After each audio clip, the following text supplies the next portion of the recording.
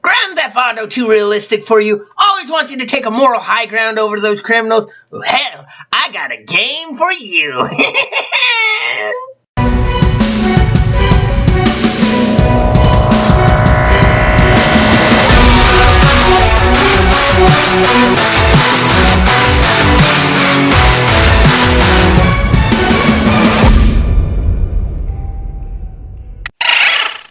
Hey there, ghosts and ghouls! Warlock Boo here, and today I'm going to be reviewing a new game for the Xbox One.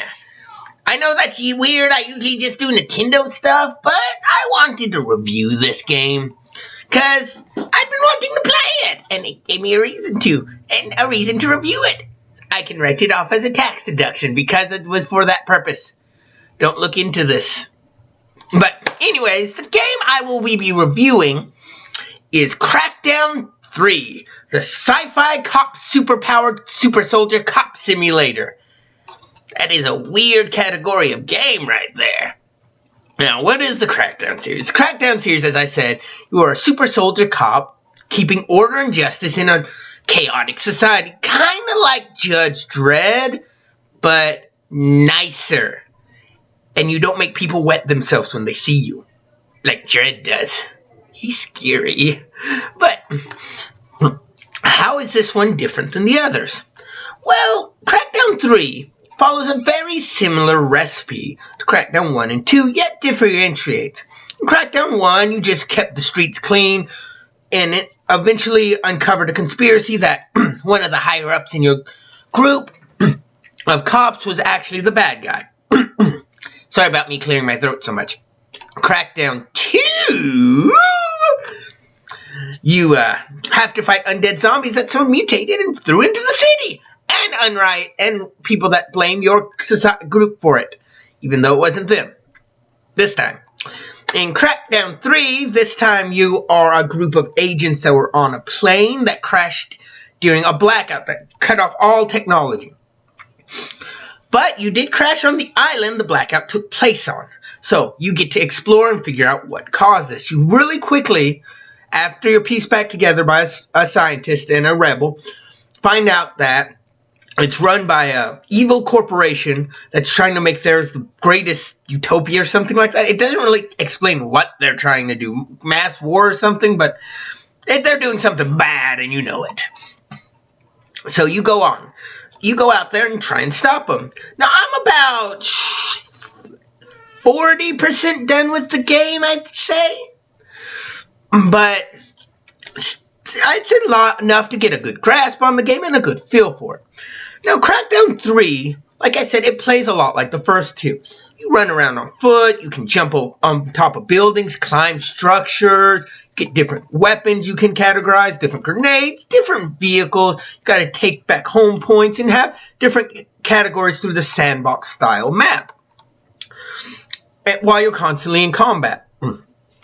There are some differences and some nice small changes they do to this game. Like in the other games, you'd get a new weapon, you'd have to take it back to a safe house.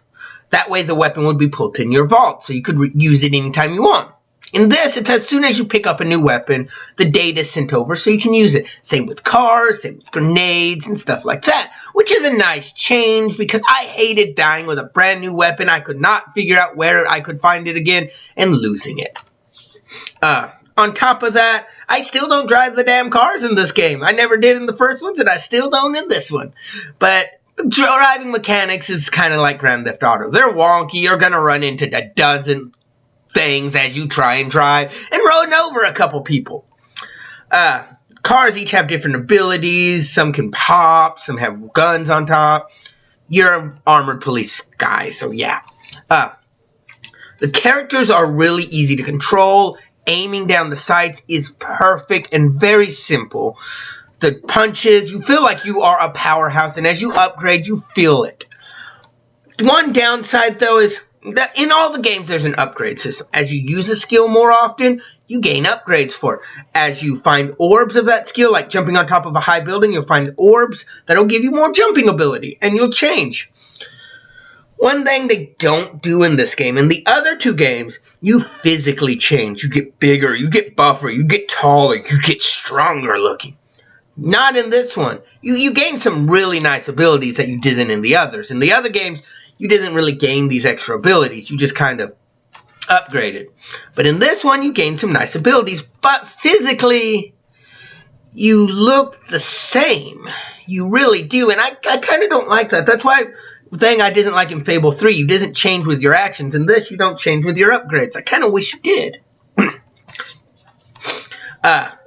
The world you're exploring is kind of interesting, too. This island, you got all these things you can take back. You got plants and refineries you can destroy. You got poison mines you can take down. You got different enemies, and as you start to pull apart the structure, the higher levels that were in charge of that structure start to appear, and you got to fight them. Which is a really nice, fun thing. Because each one's different, each one feels unique, each one's little things you got to do to take them down is rather fun. But it's a nice way to feel like you're progressing through the story. That, oh, I just took down all the monorail lines. Now I got to go fight the AI that was in control of them. And you're constantly hearing conversations bleed through your radio between the leaders, between the people, between everyone. And it's a neat little thing to gain lore and gain small amounts of access to this history and this world. And I really like it in games when they do that, add a little world building so it feels more alive. The graphics on this game, they're not anything amazing at this point, but they're good. They're decent graphics. Explosions look real good. People flying backwards looked real good. So, I'd say the graphics are a pass. Nothing to wow your senses, but nothing to make you feel like you're playing an old 360 game. It feels good. Music it's meh. I've not really even paid attention to the music in this game. That's how unnoticeable it is. That feels stupid to say. Usually I pay attention to the music, but I couldn't name you what kind of music it even sounds like. Which sounds weird, but that's how it is. Voice acting is fun. Everyone sounds like you think they would. No one sounds like they're giving a bad mic or even stupid lines. They all kind of feel right in this. The best lines, though, are still from your leader. You still get him over the radio, yelling stupid shit and information, yet always sounding like he is higher and better than you. And you know he is, but half of what he yells is just funny. There's even one point you have to find you have a certain amount of characters you have unlocked. And one of them is Terry Crews, so you can be Terry Crews if you'd like. But as you go, you can find DNA strands to make new characters with different abilities, different personalities, different looks. Well, there's one guy you find, and the leader is like, oh, that one's great. He has a great driving ability, and I'm not just happy that you found him for that. He also owes me $400. And I thought that was hilarious, just out of nowhere, breaking his whole character about that. I swear he ad-libbed some of his lines. One thing, though, about your personal character I don't like is, in the beginning of the campaign, you feel like you're going to have all this personality oozing from you. One of them is goddamn Terry Crews. But you don't. They're just kind of silent. Non-talking after that point. They don't make a sound. They don't make a noise. They don't make anything except, Yeah, I want to hear these guys talk. You give me so much information on the bio when I can pick them. Why don't they talk? Why can't I see information on these guys? Why are they just hollow husks? They shouldn't be hollow husks. They should be personality oozing from them. I want to know what they like. I want to hear them make quips. I want to hear them just say stupid shit back on the radio, even if it doesn't match. I want to hear them say one-liners when you kill someone or free a prison full of unconvicted, full of people that haven't actually done anything wrong. I want to hear them say something. You got Terry damn Crews. If I'm playing Terry damn Crews, I want him to say his one-liners. I want him to do bigger, better emotions. And you get voice recordings of his character when you set off these certain things, and that's cool. You're promoting it through the whole city there. But he doesn't say anything when you control him. Right now I'm controlling, she's an ex-cop. that joined this to be a better cop. My daughter wanted me to pick her. She's good with firearms and strength, so it's a nice combo for me. So that's what I've been playing as. But she doesn't even say anything. No one says anything! And it's annoying. Gameplay, like I said, it's great. They added a nice couple new features, but nothing over the top. It's what you'd expect from Crackdown. Now, I have gone through and glanced at a couple other reviews to see what they talked about, but from what I tell, a lot of reviewers don't like this game. Now, I'll admit, it's not Game of the Year material, but I'm having fun playing this. I'm having a lot of enjoyment from this. It's of course, it's not a game for everyone. Not all games are for everyone, but I'm not seeing it as the worst game this year like other people are claiming. I'm generally having fun with this.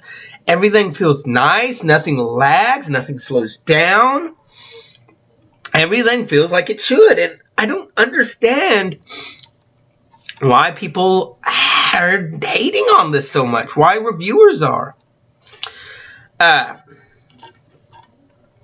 One thing I do want to say, as I said, they don't change the formula a lot, which is okay. I mean, you want to keep a similar formula, but they needed to change it a little more. Maybe draw out the story, maybe add more stuff you could find in this world, because the world is a little bare. There's a lot to do, but after coming off of Breath of Wild and games like Skyrim that pack full your world with so much to do, so much to find, this kind of feels empty.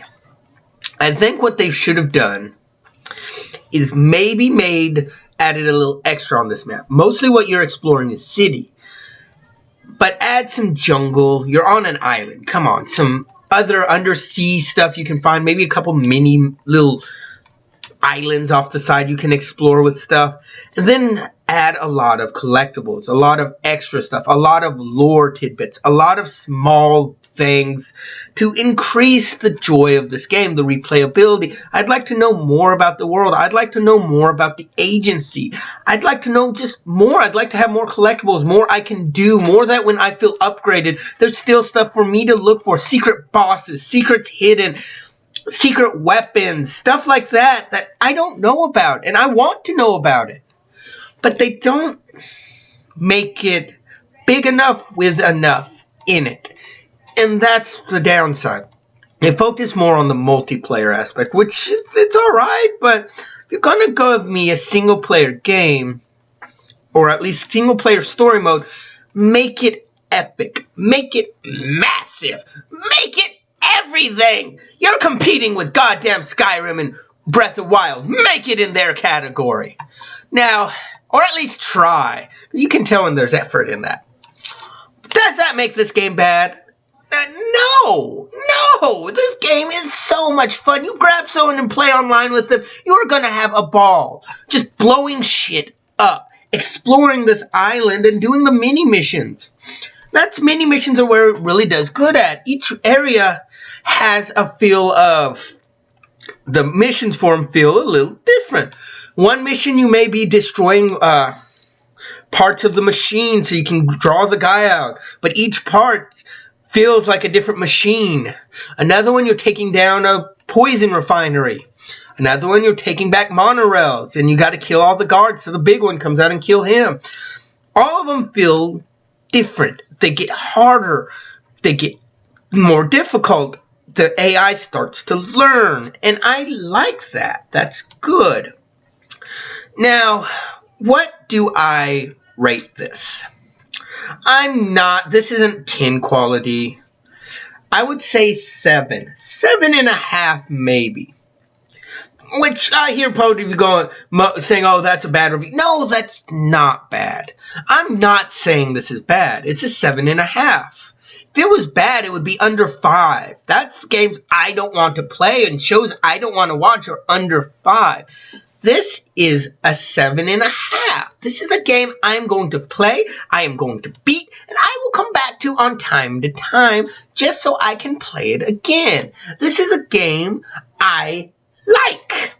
it is a 7.5. There are problems with this game, of course, but that doesn't make this game bad. This game is fun. Games can have problems without being bad games. There are plenty of games with problems. Hell, most of Bethesda's games have problems, but they are fun at least. And great games, and that's how this falls.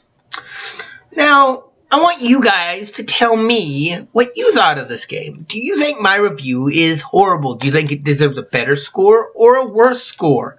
This game is free with Game Pass right now, so tell me down below. Tell me what you guys think of it. And if you like this video, hit that like button for me and make sure to subscribe or I will haunt your asses and torment you and eat that last piece of pizza you have in the fridge you were saving for a special occasion. Because I'm an asshole. But until next time, ghoulies, this has been Warlock Boo, hoping to be spooking y'all later. Bye.